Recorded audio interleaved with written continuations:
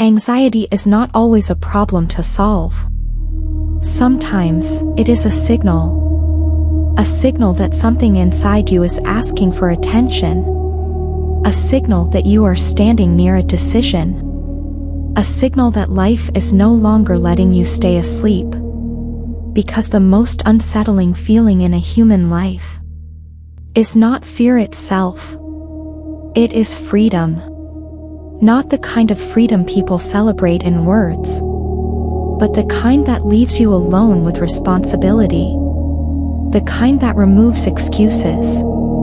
The kind that makes you realize that no one else can choose this life for you. And that is when anxiety appears. Not as a disorder, not as a weakness, but as a deep existential sensation, a quiet dizziness, a subtle trembling, a pressure in the chest that says, something matters here. Most people misunderstand this.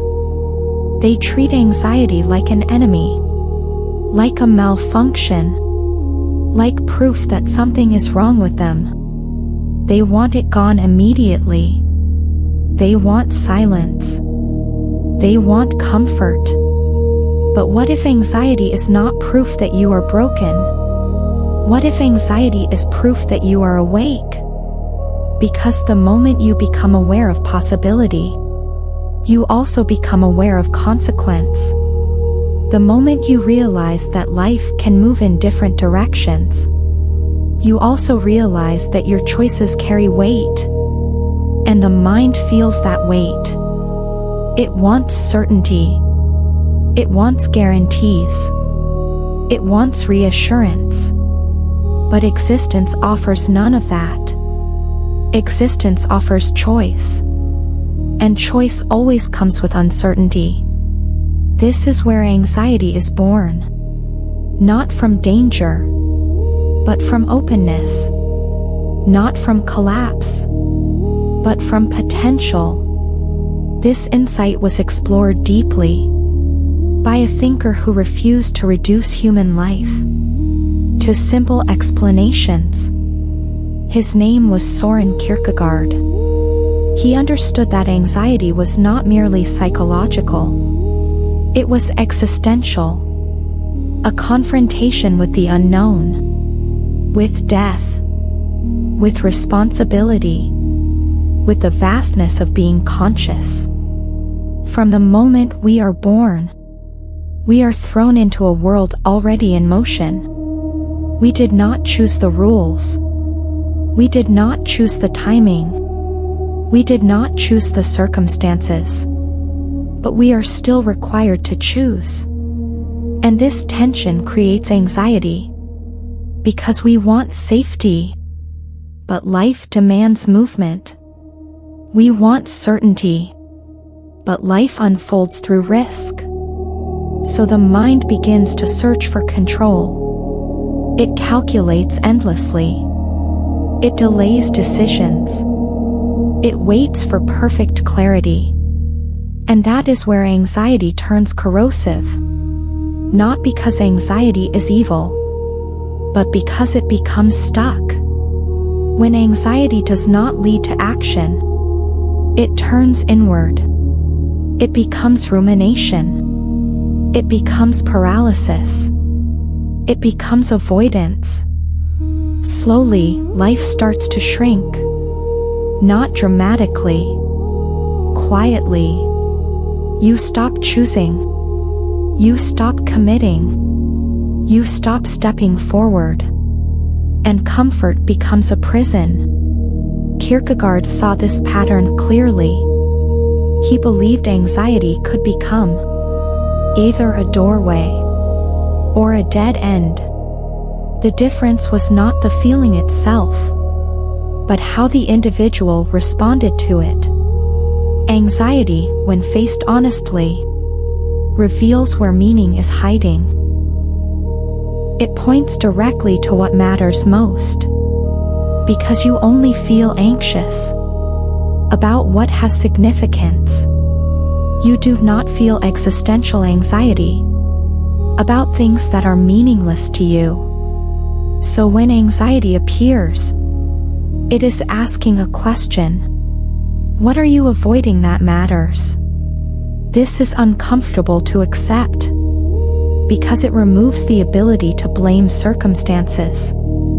It removes the comfort of victimhood. It places responsibility back in your hands. And responsibility is heavy. But responsibility is also what gives life depth. This is why Kierkegaard spoke about subjective truth. Not truth as an abstract system, but truth as something lived. A truth that is true for you. Not because it can be proven. Not because others agree. But because it resonates in your core. A life built on borrowed meaning always collapses under pressure. A life built on inner truth develops resilience.